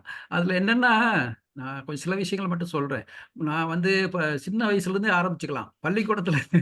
பள்ளிக்கூடத்துக்கு ஏதோ 5வது என்னோ படிக்கிற காலகட்டமா இருக்கும்னு நினைக்கிறேன். இந்த வாத்தியாரு, அறிவியல் வாத்தியாரு பாடம் கொடுத்துருக்க ஹோம்ஒர்க் கொடுத்திருந்தார். அந்த ஹோம்ஒர்க்க பண்ணாம ஊருக்கு போயிட்டேன். அம்மாயி, அப்பச்சின்னு சொல்லுவாங்க இல்லையா? அப்பா அம்மாவுடைய அப்பா, அம்மா வீட்டுக்கு போயிட்டு, வந்துட்டு எல்லாம் பண்ணிக்கலான்னு சொல்லிட்டு போயிட்டேன். வர முடியல அன்னைக்கு. ஞாயிற்றுக்கிழமை வர முடியல. திங்கட்கிழமை காலையில அவசர அவசரமா எங்க மாமா கொண்டு வந்து விட்டாரு. விட்ட பிறகு நேரா ஸ்கூலுக்கு போக வேண்டிய சூழ்நிலை. ஸ்கூலுக்கு போயாச்சு. புத்தக பையோட எடுத்துக்கிட்டு அப்படியே போயாச்சு. அங்க நான் போகும்போதெல்லாம் இன்னைக்கு வந்து வாத்தியாருக்கு உடம்பு சரியில்லாம போயிரணும். அறிவியல் வாத்தியார் வரக்கூடாது. அவருக்கு பேதி போயிரணும். அப்படி இப்படி எல்லாம் வேண்டிக்கிட்டு போனோம். அங்க போனா முன்னாடியே நிக்கிறாரு. பிரேயர்ல வந்து பிரேயர் தான் போக முடிஞ்சது. பிரேயருக்கு போய் பார்க்கும்போது அங்க நிக்கிறாரு. முன்னாடியே நிக்கிறாரு. ஐயோ வந்துட்டாரே அப்படின்னு சொல்லிட்டு, சரி வந்தாலும் இன்னைக்கு ஹோம்ஒர்க் அவர் மறந்துடணும். ஹோம்ஒர்க்கே கேட்கக்கூடாது. சனி ஞாயிறு 2 நாள் இருக்குல்ல, அதெல்லாம் மறந்து போய் நினைச்சுக்கிட்டு ஹோம்ஒர்க்கை கேட்கக்கூடாது அப்படின்னு சாமி கும்பிட்டுக்கிட்டு உள்ள போய் உட்காந்து முதல் வகுப்பே வந்துட்டார். வந்து ஹோம்ஒர்க் எடு முதல்ல உடனே அதான் சொன்னாரு. ஐயோ ஹோம்ஒர்க் எடுக்க சொல்லிட்டாரே அப்படின்னு சொல்லிட்டு எழுதவே இல்லையேன்னு சொல்லிட்டு அவசர அவசரமா பைக்குள்ள கையை விட்டோம். எப்படியாவது காப்பாத்து சாமி என்ன அப்படின்னு சொல்லிட்டு கடவுள்கிட்ட வேண்டிக்கிட்டு எப்படியாவது என்ன காப்பாத்து அப்படின்னு வேண்டிக்கிட்டு கையை ஒரே வலி.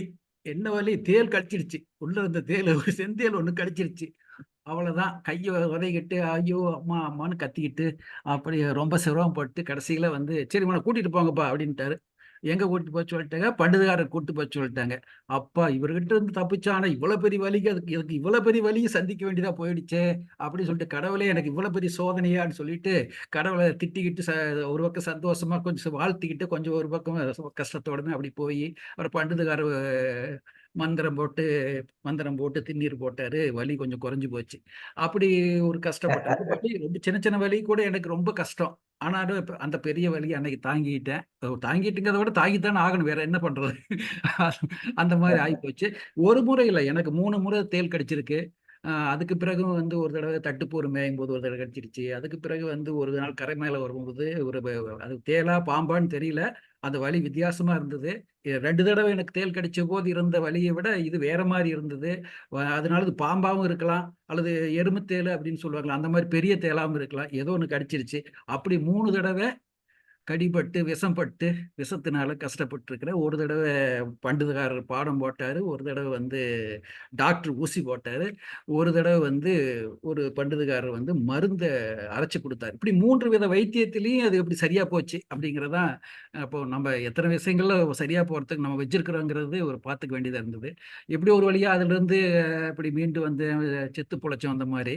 அப்படி ஒரு தடவை மட்டும் இல்ல, மறுபடியும் தண்ணியில 2 தடவை எனக்கு கண்டம்.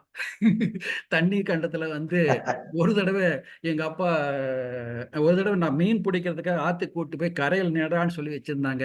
எல்லாரும் நடந்து போறாங்களே, நடந்து தான் போயிடலாம் மாட்டிருக்கு, நடக்குது எல்லாரும் போகலாம் மாட்டேங்குன்னு சொல்லிட்டு டபடபடன்னு இறங்கி ஓடி போயிட்டேன். அது பார்த்தா தண்ணி ஏகப்பட்ட தண்ணி ஆகி தண்ணிக்குள்ள மூழ்கி உள்ள சத்தம் போட்டுக்கிட்டே மூழ்கி அது வந்து எங்க அம்மா இப்படி என்னை பார்த்து ஒரு வழியா தூக்கிட்டு போய் அப்படி ஒரு கடை காப்பாத்தினாங்க. இன்னொரு தடவை வந்து அதனால தண்ணி பார்த்தா அவருக்கு பயமாயிடுச்சு. அதுல இருந்து தண்ணியில வந்து நீச்சல் பழகிறான்னு சொல்லி எங்க அப்பா கூப்பிடுவாரு. நான் ஒரே ஓட்டம் தான், ஓடிட்டே இருப்பேன். துரத்தி எல்லாரும் சுத்தி ஒரு 4-5 பேரா வந்து சுத்தி வந்து வளைச்சு குடிச்சு தூக்கிட்டு போய் நான் குடுவை கட்டி போடுறையா, குடுவை கட்டி போடுறேன் அப்படின்னு சொல்லிட்டு போயிட்டு குடுவை கட்டாமையே தூக்கி தொப்புன்னு போட்டுருவாங்க உள்ள. அப்படி ஒரு தடவை போட்டு, ஏன்னா சில பேர் 4 பேர் உள்ள இருப்பாங்க, தண்ணிக்குள்ள இருப்பாங்க. அப்பா அப்படி அப்படி ஒண்ணு நம்பிக்கையோட தான் எப்படி காப்பாத்திடலாம் அப்படிங்கிற நம்பிக்கையோட போட்டாரு. ஆனா என்ன துரதிர்ஷ்டம், அவங்களே ஏமாத்திட்டு நான் போட்ட வேகத்துல உள்ள நல்லா நேரா கீழே போயிட்டேன். அது அது ஒரு தடவை செத்து பொழைச்ச மாதிரி தான். அப்புறமேல் தேடி பிடிச்செல்லாம் உள்ள வந்து மசரை பிடிச்சி இழுத்து கொண்டு வந்து வெளியில போட்டாங்க. அப்படி ஒரு தடவை வந்தேன். இப்படி எல்லாம் செத்து பொழைக்க வேண்டியதுதான் வாழ்க்கை. இன்னும் அதே மாதிரி பல தடவை செத்து பொழைச்சிட்டோம். இன்னும் பொழைச்சிக்கிட்டு இருக்கிறோம். அப்படி இன்னும் பொழைச்சிக்கிட்டு இருக்கிறத பார்த்தா இன்னும் ஏதோ நம்ம செய்ய வேண்டியது இருக்குது போல இருக்குது. அதனாலதான் கடவுள் இன்னும் நம்மளை வச்சுக்கிட்டு இருக்காருன்னு நினைச்சுக்கிறேன் நானு. அப்புறம் இப்படி இந்த மாதிரி பள்ளிக்கூட காலத்தெல்லாம் தாண்டின பிறகு பள்ளிக்கூடத்துல இன்னும் சுவாரஸ்யமான விஷயம் என்னன்னா, ஒரு தடவை நகப்பழம் நெல்லிக்காயும் சொல்லி பறிக்கிறதுக்கு ஒரு கவுண்டர் வீடு, அந்த ஜமீன்தார் வீடு, அந்த காலத்துல கவுண்டர்னு சொல்லுவாங்க எங்க ஊர் பக்கம்லாம். கவுண்டர் வீட்டுல போய் பறிக்க போய் பிடிச்சிக்கிட்டாங்க. ஒரு வேலைக்கார ஆள் பிடிச்சிக்கிட்டாரு. அவர் பிடிச்சி 2 என்ன மட்டும் இல்லை, இன்னொருத்தையும் சேர்த்து 2 பேர்த்த வந்து அவர் பிடிச்சி வச்சுக்கிட்டாரு. 2 கையிலையும் 2 பேர்த்தையும் பிடிச்சி வச்சுக்கிட்டாரு. அதை அப்புறம் வந்து 2 பேர்த்து இழுத்துட்டு போய் கட்டி போடுற முயற்சியில் அவர் இழுத்துட்டு போய் கைத்தை வந்து ஒரு கயிறு வந்து விறகுகளோட, அதாவது மரங்களோட மரத்துக்குள்ள கிடக்குது, அதை இழுத்தாரு. 2 பேர்த்துடைய கையை ஒன்னா பிடிச்சிக்கிட்டு அந்த பக்கம் இன்னொரு கையில கைக்கு இழுக்கும் போது 2 பேர் உதறிக்கிட்டு ஒழியாந்து தப்பிச்சு ஒடியாந்துட்டோம். அப்படி ஒடியாந்து சித்தால மேல ஏறி குதிச்சு அப்படியே ஒரு வழியா தப்பிச்சோம், பொழைச்சு ஓடி வந்தோம். அப்படியெல்லாம் சுவாரஸ்யமான சம்பவங்கள்லாம் நடந்திருக்கு சின்ன பள்ளிக்கூட வாழ்க்கையில. அதற்கு பிறகு காலேஜ்னு வந்தா, நான் காலேஜ் போகல. முதல்ல வந்து பாலிடெக்னிக் போனேன். பாலிடெக்னிக்ல வந்து டிப்ளமோ கோர்ஸ் 3 வருஷம் கோர்ஸ் படித்தேன். அது ஒரு டிப்ளமோ இன் கமர்ஷியல் ப்ராக்டிஸ்னு ஒரு கோர்ஸ், நிறைய பேருக்கு இருக்கிறதே தெரியாது. அந்த கோர்ஸ்ல போய் சேர்ந்துட்டு படிச்சுட்டு இருக்க காலகட்டத்தில் பசங்க திடீர்னு ஒரு நாள் வந்து பரீட்சை எக்ஸாமை வந்து பாய்காட் பண்ணாங்க. எக்ஸாம் பாய்காட் பண்றதுங்கிற விஷயமே எனக்கு அந்த காலகட்டம் வரைக்கும் தெரியாது. அப்படி பரீட்சைலாம் கூட எழுத மாட்டேன்னு சொல்லி பசங்க சொல்ற முடியுமா அப்படின்னு சொல்லிட்டு அப்படி நினச்சிக்கிட்டு நான் அப்புறம் வந்து இல்லை, நாங்களாம் பரீட்சையெல்லாம் விட மாட்டோம், பரீட்சை எழுதியே தீரணும், அதெல்லாம் முடியாது அப்படின்னு சொல்லிட்டு பசங்க சொல்றதை கேட்காம போய் நானும் இன்னும் 2 பேர் எழுதுனா. அது என்னன்னு பார்த்தா கடைசியில் இந்த 3 பேருமே வந்து சேலம் மாவட்டத்துக்காரங்க. இந்த சேலம் மாவட்டத்துக்காரங்களுக்கு இந்த பற்றி அனுபவமே இல்லைன்னு நினைக்கிறேன். அதனால 3 பேரும் சேலம் மாவட்டத்தை சேர்ந்த 3 பேரும் போய் எழுதிட்டு வந்துட்டோம். அப்புறம் அன்னைக்கு நைட்டு சாயந்தரத்துல பசங்கள்லாம் வந்து எங்க டிபார்ட்மெண்ட் பசங்க எல்லாம் வந்து அடிக்கிறதுக்கு வந்துட்டாங்க. அப்புறம் அடிக்கிறதுக்கு வர்றான்னு தெரிஞ்ச உடனேயே அங்கிருந்து ஓட்டம். நைட்டு ஆயிடுச்சு, இரவு கட்டிக்கிட்டே இருக்குது. இருட்டுக்குள்ள ஓடோன்னு ஓடுறோம், எங்கெங்கேயோ ஓடுறோம், காடு மேடெல்லாம் ஓடி ஓடி ஓடி மரங்களுக்கு அடிகள்லாம் படுத்திருந்து அப்படியே ஒரு நைட்டு 12 மணி வரைக்கும், எல்லாம் ஊர் அடங்குற வரைக்கும் எல்லாரும் பசங்கள்லாம் போய் அவங்க ரூம்ல போய் படுக்கிற வரைக்கும், ஹாஸ்டலில் தங்கியிருந்தேன், படுக்கிற வரைக்கெல்லாம் காத்துக்கிட்டு இருந்து சரி இனிமேல் நம்மளை யாரும் வந்து துரத்த மாட்டாங்கன்னு சரி நம்பிக்கை வந்த பிறகு ஒரு பையன் நேராக ஊருக்கே போயிட்டான், மேட்டூருக்கே போயிட்டான். 2 பேர் மட்டும் இருந்தோம், நானுங்க ராசிபுரத்துக்கார ஒரு பையனும். 2 பேர் மட்டும் ஒன்னா ஓடிக்கிட்டு இருந்தோம். அப்புறம் 2 பேரும் சேர்ந்து போய் அந்த ஹாஸ்டல் பின்னாடி பெரிய இது பைப் இருக்கும், அந்த தண்ணி கழிவுநீர் தண்ணி வரக்கூடிய பைப்பு, மேலே பாத்ரூம்ல இருந்து வர பைப் மேல இருக்கிற ரூமுக்கு இருந்து கீழே வரும். அந்த பைப்பை பிடிச்சி மேலே ஏறி அப்புறம் மொட்டை மாடி போய் மொட்டை மாடியிலேருந்து அப்புறம் அப்படி படிக்கட்டில் வந்து ரூமுக்கு போய் அப்படி ரூம் அருங்காமல் திறந்து போய் உள்ளே படுத்திருந்தா தூக்கம் வரவே இல்லை. அப்புறம் அப்படியே தூங்கிட்டு ரொம்ப நேரம் தூங்கிட்டோம். எல்லாமே வந்து கதவை டம்முன்னு தட்டுறாங்க. தட்டி வெளியே வந்த பிறகு ஆள் கொண்ட காய்ச்சி மூச்சுன்னு எல்லாம் கத்துறாங்க. சரி இனிமேல் நாங்கள் எதுவும் பண்ண மாட்டோம், நீங்கள் சொல்கிறபடி கேட்டுக்கிறோன்னு சொல்லிட்டு மன்னிப்பு கேட்டு அவங்ககிட்ட இனிமேல் சொல்கிறபடி கேட்டுக்கிறோம்லாம் சொல்லி அப்புறமேல தான் எல்லாம் விட்டாங்க. அப்படி வந்து அவங்க கூட ஒரு சமரசம் பண்ணிக்க வேண்டியதாக போயிடுச்சு. அப்புறம் சமரசம் பண்ணிக்கிட்ட பிறகு அதுக்கு பிறகுதான் அவங்க கூட எல்லாம் நல்லா நெருங்கி பழகக்கூடிய ஒரு வாய்ப்பு ஏற்பட்டது. அது வரைக்கும் போவோம், காலேஜ் கிளாஸ்க்கு போவோம், நம்ம பாட்டில் படிப்போம், வாத்தியார் சொல்ல கேட்போம், வந்துடுவோம். ஆனால் பசங்களோட பழகிறதுங்கிறது எனக்கு அந்த இன்சிடென்ட்டுக்கு பிறகுதான் எல்லாத்துக்கூட பழகிறது, அவங்களும் நம்ம கூட வந்து பழகிறது, நாமளும் அவங்க கூட பழகிறதுங்கிறதுலாம் எனக்கு அப்புறம் தான் ஏற்பட்டது. அதன் பிறகுதான் எல்லாமே நெருங்கி நண்பர்கள் ஆயிட்டு எல்லாருமே. அப்படி ஒரு இன்சிடென்ட்டுக்கு பிறகு எல்லாமே நட்பு எல்லாமே இந்த வெறுப்பெல்லாம் போய் நட்பாகி போச்சு. அப்புறம் எல்லாம் இணைபிரியா நண்பர்கள் போல எல்லாம் ஆயிட்டோம். அதுக்கு பிறகு ஒரு சமயம் பள்ளிக்கூடத்துல வந்து ரொம்ப அறுக்கிறேன்னா சரி நல்லா சுவாரஸ்யமா இருக்கு. அப்புறம் அந்த விளையாட்டு விழாவுக்காக போட்டி நடத்துறதுக்காக எல்லாம் ஏற்பாடுலாம் பண்ணி வச்சிருந்தாங்க. இந்த ஹாஸ்டல்ல அப்படி ரவுண்டா இருக்கும், இந்த ஹாஸ்டலுக்குள்ளேயே ரவுண்டா சுத்தி வர மாதிரி ஓட்டப்பந்தயம்லாம் வைக்கிறதுக்கு ஏற்பாடு பண்ணி அங்கெல்லாம் இந்த ஸ்பீக்கரு, மைக்கு, ஸ்டேஜ் அதெல்லாம் வச்சிருந்தாங்க. அது என்ன பிரச்சனை தெரியல. அப்போ ஒரு பிரச்சனை என்ன, பசங்களுக்கும் மேனேஜ்மெண்ட்டுக்கு என்ன பிரச்சனை தெரியல, எல்லாத்தையும் உடச்சி போட்டாங்க நைட்டா. மைக்கு போச்சு, மைக்கு, ஸ்பீக்கரு, மேடை, ஸ்டேஜ் கீஜ் எல்லாத்தையும் உடச்சி போட்டுட்டாங்க. அப்புறம் விளையாட்டு விழா நடக்கல. சரின்னு சொல்லிட்டு உடனே காலேஜில் வந்து இன்டெஃபினெட்லி க்ளோஸ் அப்படின்னு சொல்லி ஐசி போட்டு எல்லாத்தையும் வீட்டுக்கு அனுப்பிட்டாங்க. எல்லாரும் வீட்டுக்கு வந்துட்டோம். சரி அதுக்கு பிறகு ஒரு வாரம் கழிச்சு வாங்க காலேஜுக்குன்னு சொல்லி ஒரு இன்டிமேஷன் லெட்டர் வந்தது. சரி ஏதோ காலேஜ் மறுபடியும் திறந்துட்டாங்க போல இருக்குன்னு சொல்லிட்டு வந்தா என்கொயரி என்கொயரி கூப்பிட்டு வச்சு என்ன நடந்தது, யார் உடைச்சா, எப்படி உடைச்சா, நீ உடைச்சியா, அப்படி இப்படின்னு கேட்டு பிரின்சிபால் கண்ணா பண்ணான்னு கேட்கிறாரு. ஏதோ கேட்டாரு. நானு எனக்கு ஒன்றும் தெரியாது, எனக்கு ஒன்றும் தெரியாது, எனக்கு ஒன்றும் தெரியாதுன்னு ஒரே வார்த்தையை பாடிக்கிட்டே இருந்தேன். அப்புறம் சரி நீ தான் நல்லா எழுதுவி, அப்பவே கையெழுத்து பத்திரிக்கைலாம் அங்கே நடத்திக்கிட்டு இருந்தேன். அதனால அது தெரியும். அவர் பிரின்சிபாலுக்கு லைப்ரரியில எல்லாம் போட்டு கையெழுத்து பத்திரிக்கை போட்டுக்கிட்டு இருக்கிறதெல்லாம் யாரோ சொல்லிட்டாங்க அவர்கிட்ட. நீ தான் நல்லா எழுதுவிய, எழுதி கூட என்ன நடந்ததுன்னு அப்படின்ட்டாங்க. என்கிட்ட பேப்பரை கொடுத்து பேனா எடுத்து எழுத சொல்லிட்டாங்க. நான் போய் எனக்கு என்னமோ காட்டுக்குள் வந்து ஆட்டுக்குட்டி பிடித்து கசாப்பு கடைக்கு அனுப்புகிறீர்கள் ஆச்சா போச்சான்னு ஏதோ எழுதி நான் நண்பர்களை காட்டி கொடுக்க மாட்டேன், நான் காட்டி கொடுக்கும் துரோகி எல்லாம் ஆச்சா போச்சான்னு எழுதிட்டு அப்படி எனக்கு எதுவும் தெரியாது, தெரிந்திருந்தாலும் எதுவும் சொல்ல மாட்டேன் அப்படின்னு வீராவசரம் எல்லாம் பேச எழுதி கொடுத்துட்டு பாட்டில் வந்துட்டேன். அப்புறம் பார்த்தா என்ன ஹாஸ்டல் விட்டு தூக்கிட்டாங்க. ஹாஸ்டல் இனிமேல் இடம் கிடையாது, நீ வெளியில போய்க்குன்னு சொல்லி அனுப்பி விட்டாங்க. அப்புறம் வெளியில தேடி வெளியே படிச்சது என்ன படிச்சேன் அதையும் சொல்லித்தானே ஆகணும். எனக்கு வந்து அந்த செகண்ட் இயர்ல படிக்கும்போது, ஃபர்ஸ்ட் இயர்ல ஒழுங்கா தான் படித்தேன். செகண்ட் இயர் படிக்கும்போது ஒரு பொண்ணு மேல ஒரு ஈர்ப்பு ஏற்பட்டு வருது. காதல்னு கூட சொல்ல முடியாது, ஒரு ஈர்ப்புன்னு சொல்லலாம். அந்த பொண்ணையே பார்த்துக்கிட்டு அதுலயே மூழ்கிட்டு அப்போ வந்து ஒருதலை ராகம் படம் வேற வந்துடுச்சு. அந்த படத்தை வேற பார்த்துட்டு அவனை மாதிரி வச்சுக்கிட்டு நாமளும் ஒருதலை ராக கதாநாயகன் மாதிரி ஆயிட்டோம்னு சொல்லிட்டு அப்படியே காலத்தை வச்சுக்கிட்டு அப்படியே துயரத்துல அப்படியே துன்பமாவே இருந்துகிட்டு இருக்கிற மாதிரி, எப்போ அந்த சோகத்துல இருக்கிறதுக்கே அப்போ ஒரு வாழ்க்கையை வச்சுக்கிட்டு இருந்த தாடி கிடியெல்லாம் விட்டுக்கிட்டு வாழ்க்கையை வச்சுக்கிட்டு இருந்த காலம். அப்படி இருந்ததுல தியரி பேப்பர்லாம் பாஸ் பண்ணிட்டேன். 2 ப்ராக்டிக்கல் பேப்பர் மட்டும் ஷார்ட் ஹேண்டும் டைப் ரைட்டிங் மட்டும் என்னால் பாஸ் பண்ண முடியல. மொத்தத்தில் ஃபெயில் ஆகி வீட்டுக்கு வந்துட்டேன். ஒரு அரியர்ஸ் போய் எழுதி ஒரு தடவை அரியர்ஸ் எழுதி பார்த்தேன். அந்த சமயத்தில் அந்த பொண்ணு வந்தா.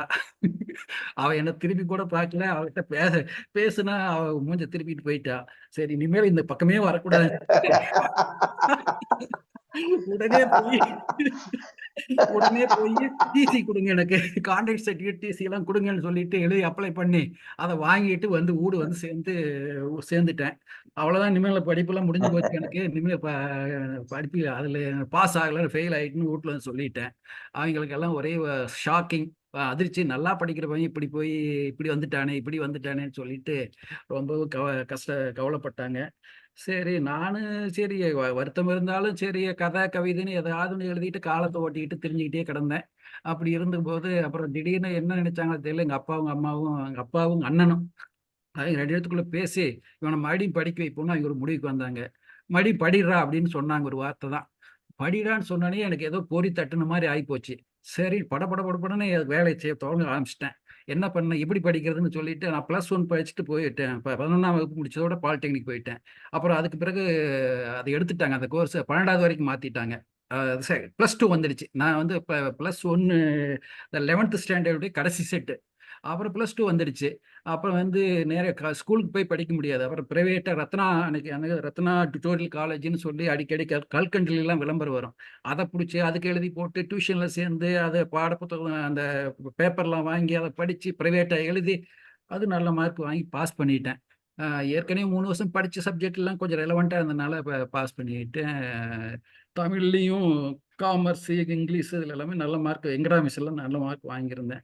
காலேஜில் சேரும்போது இங்கிலீஷுக்கு வா, காமர்ஸுக்கு வா, அங்கே வா, இங்கே வான்னு சொல்லி எல்லாம் தான் கூப்பிட்டாங்க. கடைசியில் நான் தமிழ் தான் படிப்பேன், படித்தா தமிழ் லிட்ரேச்சர் தான் படிப்பேன்னு ஒரே பிடிவாதமாக இருந்து தமிழ் லிட்ரேச்சர் சேர்ந்தா என் ஸ்கூலில் என் கிளாஸில் 3 பேர். அந்த 3 பேரும் கடைசி வேலை வந்தாங்களான்னா ஒரே வருஷத்துல 2 பேர் போயிட்டாங்க. நான் ஒத்தையா வந்து 3 வருஷம் படித்தேன். 10 வாத்தியாருக்கு. வாத்தியார் 10 பேர், ஸ்டூடெண்ட் ஒரே ஒருத்தன். அப்படி படிச்சு அந்த காலேஜ்ல டிகிரி முடிச்சிட்ட பிறகு அந்த முடிக்கும் போதெல்லாம் எனக்கு தமிழ் இருந்த ஆர்வம் வந்து அப்புறம் வாழ்க்கை பத்தி யோசனை வந்துடுச்சு. தமிழை படிச்சு அந்த காலத்துல வந்து வேலை வாய்ப்பு இல்லைங்கிற மாதிரியான நிலைமை இருந்தது. அதனால என்ன பண்ணேன், இனி தமிழ் படிச்சு தமிழ் ஆர்வமா இருந்தாலும் படிச்சு பிரயோஜனம் இல்லை, வேற ஏதாவது பண்ணணும்னு சொல்லிட்டு ஒரு எண்ணம் வந்துடுச்சு. அதனால லா காலேஜுக்கு அப்ளை பண்ணேன். லா காலேஜ் நல்ல வேலை, நான் சும்மா தான் போய் ஒன்றும் படிக்கல, ப்ரிப்பேர் பண்ணல, போய் நேராக புதுச்சேரி காலேஜில் லா காலேஜில் போய் எழுதிட்டு வந்தேன். அது எழுதி வந்ததுல வந்து என்னன்னா எதிர்பார்க்கவே இல்லை, பாஸ்ன்னு சொல்லி இன்டிமேஷன் கொடுத்து வந்து சேர்ந்துக்கன்னு சொல்லிட்டாங்க. அதுக்குள்ள நான் அவசரப்பட்டு போய் எம்ஏ வந்து பிரசிடென்சி காலேஜில் சேர்ந்துட்டேன். 1 வாரம் காலேஜுக்கும் போயிட்டேன். அப்புறம் வந்து ஹாஸ்டலையும் சேர்ந்திருந்தேன். அப்புறம் அதெல்லாம் வெக்கேட் பண்ணிட்டு ஒரு வழியா வந்து புதுச்சேரியில சேர்ந்து லா காலேஜ் படிச்சு, அப்புறம் அது ஒரு 3 வருஷம் முடிச்சு, அப்புறம் வக்கீலா ஒரு 10 வருஷம் ப்ராக்டிஸ் பண்ணி, அது தெய்வாதீனமா ஒரு ஜட்ஜுக்கு ஜுடிஷியல் ஆஃபீஸர் எக்ஸாமில் பாஸ் பண்ணி ஜட்ஜும் ஆகி, இதுக்கிடையில கல்யாணம் ஆகி, அதுக்கு 2 குழந்தைகளும் பெற்று, வாழ்க்கையில பல கஷ்டங்கள். எனக்கு சோகமான காலகட்டம்னா அந்த பாலிடெக்னிக் படிச்சுட்டு 3 வருஷம் படிச்சுட்டு தோல்வியா வந்து வீட்டுல உட்கார்ந்துருந்தேன் பாரு, அந்த காலகட்டம் ரொம்ப கஷ்டமான காலகட்டம் தான். ஆனா அந்த காலகட்டத்துக்கு பிறகுதான் ஒரு முன்னேற்றகரமான வாழ்க்கைங்கிறதே வாழ்க்கையில் அமைஞ்சுது. அதனால அந்த கஷ்டத்தோட அதை பார்க்கும்போது தான் எனக்கு அது சந்தோஷமே தெரியுது. ஏதோ உன் கண்ணில் நீர் வழிந்தால் என் கண்ணில் உதிரம் கொட்டுதடி, உதிரம் கொட்டுதடி, கரம் பிடித்தேன் வாழ்க்கை ஒளிமயமானதடி அப்படின்னு ஒரு பாட்டு வருது இல்லையா? அது உண்மையா என் வாழ்க்கையில் நடந்தது. என் மனைவி கரம் பிடிச்சு விடுறதுதான் எனக்கு அந்த வேலை கிடைச்சது. அதுக்கு பிறகுதான் வாழ்க்கையே ஒளிமயமா ஆச்சு. ஆக இதுதான் என்னுடைய கதை. நன்றி, வணக்கம். அதாவது இந்த இந்த இந்த இதுதான் சுவாரஸ்யம். எவ்வளவு அழகா ஜாலியா சொன்னாரு. இத கேக்குறதுக்கு மத்தவங்களுக்கு கொடுத்து வைக்கலையே, நேர்ல எல்லாம் போயிட்டாங்களே. விடுங்க, ஏதோ மனசுல இருக்கிறது கொஞ்சம் சொல்லியாச்சு. 5 பேர் கேட்டாலும் வெளியில சொன்னது நான் ஒருத்தன் சொல்லி எல்லாம் எத்தனை பேர் சொன்னாலும் அதே தானே எனக்கு ஃபீலிங். எல்லாரும் எப்படியும் நாளைக்கு வெளியில வரும்போது ரொம்ப சிறப்பா சொன்னீங்க. நீங்க அந்த குழாயில ஏறுனது, அப்புறம் போய் அந்த அடிக்க வந்தது எல்லாமே கண்ணு முன்னால காட்சியா தெரிஞ்சது. நல்லது. எல்லாரும் வரும்போது பாத்துருவாங்க, பதிவுகள் வரும்போது பாத்துருவாங்க. ஒரு ஜட்ஜோட பதிவாகிட்டு தான் இருக்குதுன்னு நினைக்கிறேன். என்னமோ இடையில கட்டாச்சு மறுபடி வந்துச்சு, பாக்கலாம். இப்ப ஐயாட்ட ஒரு கேள்வி சொல்லுங்க. ஒரு கேள்வி கேட்கணும். அந்த ஒரு பொண்ணை பார்த்தோம்னு சொன்னீங்கல்ல படிக்கும் போது. ஆமா. இப்ப அதுக்கப்புறம் சந்திச்சீங்களா? இல்ல, அதுக்கு பிறகு எங்க ஓல்டு ஸ்டூடெண்ட்ஸ் மீட்டிங் ஒண்ணு வச்சாங்க.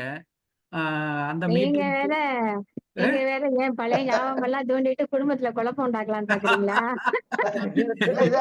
அவங்களுக்கு அரச புரசலா தெரியும் அப்படின்னு நினைக்கிறேன். அரச புரசலா ஐயா நேரம் ஆயிடுச்சு. ஓகே, நல்லது. சந்திச்சேன், அவங்க கிட்ட எல்லாம் பேசினேன், பழகினேன், ஃப்ரெண்ட்ஷிப்பா இருந்தது. போன்ல பேசியிருக்கோம், பழகிருக்கோம். அவங்க வாழ்க்கை வேற மாதிரி. அவங்களும் ஒரு நிறைய பாதிப்புகள் வாழ்க்கையில. அவங்க ஒரு பக்கம் இருக்காங்க, நாம ஒரு பக்கம் இருக்கிறோம். அவ்வளவுதான். அப்ப அந்த அடிக்கடி அந்த பாட்டை பாடுவீங்க இருக்கு, வெள்ளை புறா ஒன்று. வெள்ளை புறாலாம் இல்ல, நல்ல இந்த வகையினில் அவங்கிட்ட கேட்டேன், அவங்களும் சொன்னாங்க. அவள் இரக்கத்தை பேசிக்கிட்டு தெரிஞ்சது, அவங்களும் லவ் பண்ணாங்க. ஆனா வந்து அவங்களும் சொல்லிக்கல, நானும் சொல்லிக்கல. இதுதான் கதை. என்னால சொல்லுவான்னு எதிர்பார்ப்புலயே இருந்துட்டாங்க. ரொம்ப முத்தாய்ப்பா அந்த நிகழ்ச்சியை முத்தாய்ப்பா முடிச்சீங்க. ரொம்ப அழகா. நல்லது. நன்றி. நன்றியா. ஓகே, மணி ஆச்சு, 9:15 ஆச்சு. ரொம்ப சிறப்பாக பேசினீர்கள் ஐயா. அதாவது உங்களுடைய சிறு வயது இதுதான், அதாவது எதிர்காலத்துல ஜட்ஜாக ஆவோன்னு தெரியாதே, சின்ன வயசுலயே நிறைய தவறுகளை பண்ணிருக்கீங்க, சீர்திருத்தம் பண்ணி. அது சின்ன வயசுல செய்யறமா குறும்பு, மாணவ பருவம் தானே. இளவயது துடிப்புகள், உற்சாகங்கள் அப்படி பசங்களோட சேர்ந்துட்டு அப்படி பண்ணிட்டு. நானும் ஒரு சராசரி மாணவன் தான். எதையும் ஒளிவு மறைவு இல்லாம சொல்றதுதான் சுயசரிதை. அத சொல்லிட்டாரு. சொல்றது இப்ப வயசாயிடுச்சு சொல்லி நான் சொல்றதுனால என்ன தப்பு?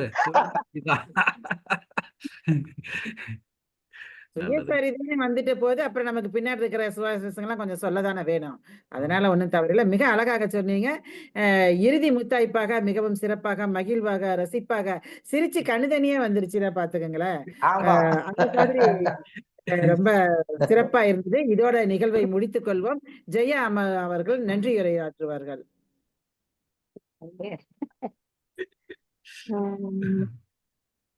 நன்றி உரையாற்றுவதற்காக எனக்கு தந்த அருமையான வாய்ப்புக்கு நான் நன்றி தெரிவித்துக் கொள்கின்றேன். எதிர்காலம் மிக சிறப்பாக இந்த நிகழ்வினை அலங்கரித்த அனைத்து ஆளுமைகளுக்கும் பங்கேற்பாளர்கள் அனைவருக்கும் தமிழக யாவரும் கேளீர் கலை இலக்கிய மையத்தின் சார்பாக நன்றியையும் பாராட்டுதலையும் தெரிவித்துக் கொள்கின்றேன். நம் தலைவர் சொன்னது போல் நிறுவனர் அவர்கள் முத்தாய்ப்பாக இந்த நிகழ்வை முடித்து வைத்திருக்கிறார்கள். மிக்க நன்றி ஐயா. இந்த நிகழ்வை மிக சிறப்பாக தலைமையேற்று நடத்தி தந்த யாவரும் கேளீர் கலை இலக்கிய மையத்தின் தலைவர் அவர்களுக்கும், நெறியாளுகை செய்த தனலட்சுமி அம்மா அவர்களுக்கும், இதுவரை நம் கூடவே பயணித்துக் கொண்டிருக்கின்ற கமலா நேரு அவர்களுக்கும் ஆமா கமலா நேரு அவர்களுக்கும்